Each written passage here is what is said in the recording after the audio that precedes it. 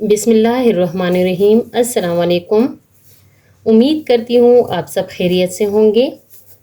اللہ سب کو اپنے حفظ و امان میں رکھ کے پریشانیاں دور فرمائے اور اللہ کی ذات کسی کا محتاج نہ کرے سوائے اپنے ذات کے، آمین۔ زندگی میں اللہ نے جتنی بھی پریشانیاں تکلیفیں لکھی ہیں ان سب مصیبتوں کو ایک طرف اور دو مصیبتیں دوسری طرف، ان دو مصیبتوں میں سے ایک مصیبت اولاد کا نہ ہونا بہت بڑی مصیبت ہے، بالخصوص ہمارے پاکستان اور ہندوستان میں، کیونکہ یہ بہت ہی جاہل لوگ ہیں۔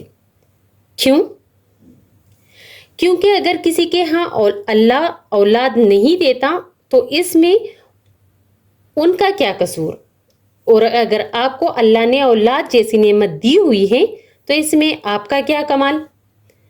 اور دوسری مصیبت اولاد تو ہے مگر اولاد جوں جوں پروان چڑھتی ہے یوں یوں وہ نافرمان ہوتی جاتی ہے، اور اس وجہ سے اولاد نہ ہونا بھی ایک دکھ ہے، اور پر اولاد ہو کر نافرمان اولاد دوسرا سب سے بڑا دکھ ہے، بلکہ ایک روگ ہے۔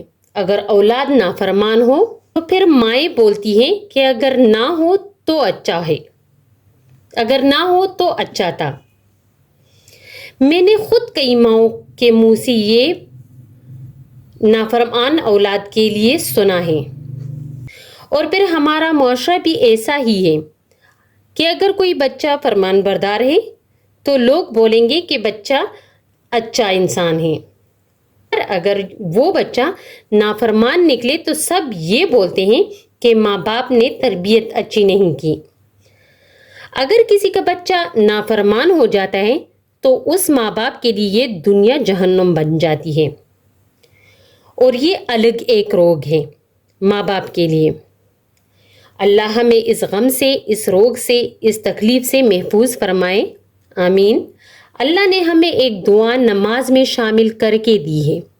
جب ہم کہتے ہیں تکبیر تحریمہ کے اللہ اکبر تو درود شریف تک تو ہم صرف اللہ کو منا رہے ہوتے ہیں، کبھی قیام کی حالت میں، کبھی رکوع کی حالت میں، کبھی سجدوں کی حالت میں، کبھی اللہ کی کبریائی اور تسبیح کی حالت میں، کبھی قرآن پڑھ کے، پھر کبھی سجدے کی حالت میں جا کے، اپنی ناک رگڑ کے، کبھی محبوب کے رحمت کے واسطے دے کے، کبھی درود پڑھ کے۔ یہ سارا تو میں نے اللہ کو منانے کے لیے کیا ہے، تو کس لیے منایا ہے؟ اب اگر ہم لڑتے ہیں تو کس لیے ایک دوسرے کو مناتے ہیں؟ تاکہ رشتے نہ ٹوٹے، دل نہ ٹوٹے۔ تو اب ہم نے جب 2 رکعت پڑھے یا 4 رکعت پڑھے تو اللہ کو راضی کرنے کے لیے، اللہ کو راضی کرنے کے لیے نا۔ تو جب سارا نماز پڑھ چکے تو اب اپنے لیے مانگنے کا ٹائم آ گیا، تو ہم بس جلدی جلدی میں سلام پھیرنے پر آ جاتے ہیں۔ مرد حضرات مسجدوں میں یہی کرتے ہیں کہ بس جلدی مولوی سلام پھیرے، بس ختم کرے قصہ، اور ہم عورتیں گھروں میں ہانڈی چولہے پر رکھ کر جلدی پڑ جاتی ہیں۔ ہمیں تو پتہ ہی نہیں کہ ہم جولی پھیلا کر ہی کیوں بیٹھے تھے۔ یہ دعا کی اگر ہمیں اہمیت کا اندازہ ہو تو کبھی کوئی اولاد نافرمان بے نمازی نہ ہو۔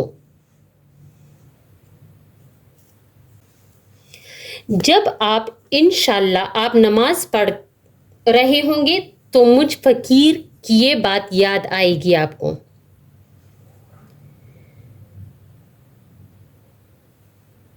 آپ کو معلوم ہی نہیں کہ آپ کیا مانگ رہے ہیں، پھر بھی عورتیں آتی ہیں کہ اولاد کے لیے دعا کر دیے۔ ہر نماز میں یہ دعا پڑھیں، اولاد کے لیے الگ دعا کی ضرورت ہی نہیں ہے۔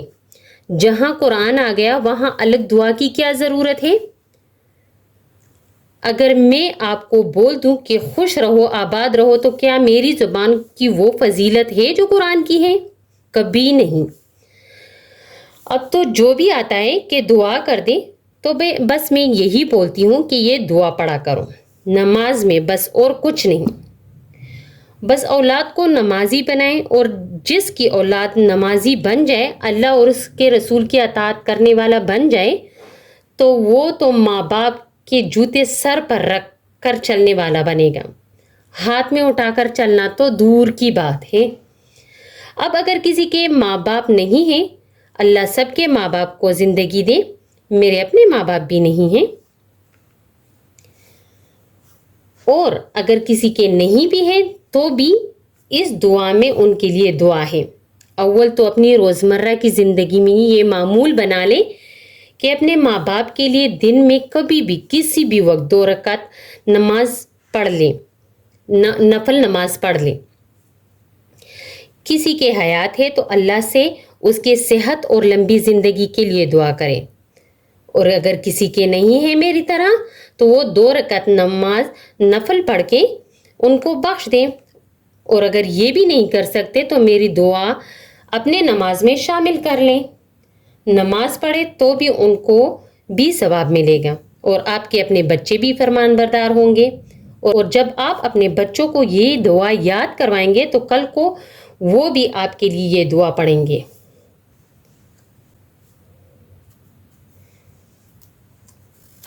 دعا یہ ہے: رب جعلنی مقیم الصلاۃ ومن ذریتی ربنا وتقبل دعاء ربنا اغفر لی ولوالدی وللمؤمنین یوم یقوم الحساب.